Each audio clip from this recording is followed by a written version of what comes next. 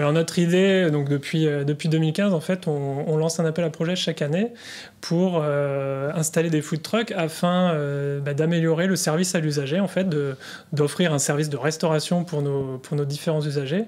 Et ça permet ainsi de faire que les usagers s'arrêtent plus souvent sur nos aires et donc faciliter leur pause. Et ça a forcément un aspect intéressant par rapport à la sécurité routière. En 2015, on était les premiers à lancer cet appel à projet.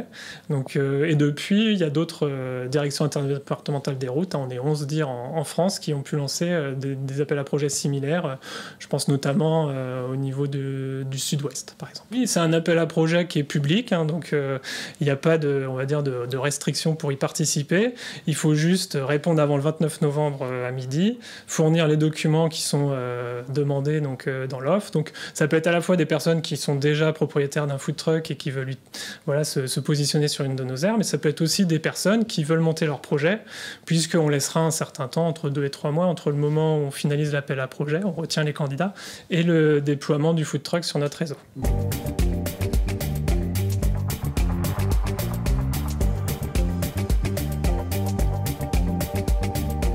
Alors, en cours de l'année 2017, on avait 9 food trucks sur 8 aires.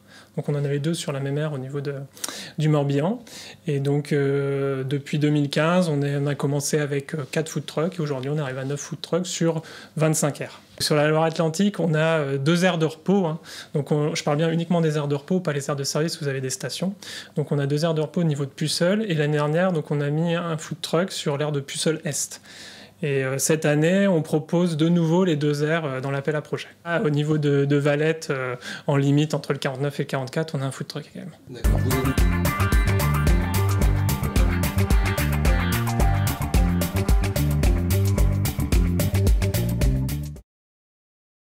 Chaque année, on fait un bilan après avec les personnes qui gèrent ces food trucks. À la fois forcément un bilan financier, voir un peu si c'est intéressant pour eux économiquement, et puis aussi un bilan par rapport à nos usagers. On peut avoir des retours d'expérience avec nos usagers, et puis aussi nos personnes qui sont sur le réseau. Donc le bilan est très satisfaisant, et c'est vrai que tous les food trucks que l'on a depuis 2015 demandent à renouveler leur autorisation tous les ans. Une aire qui offre plus de services, c'est une aire qui va être plus intéressante pour l'usager, qui est plus attractive.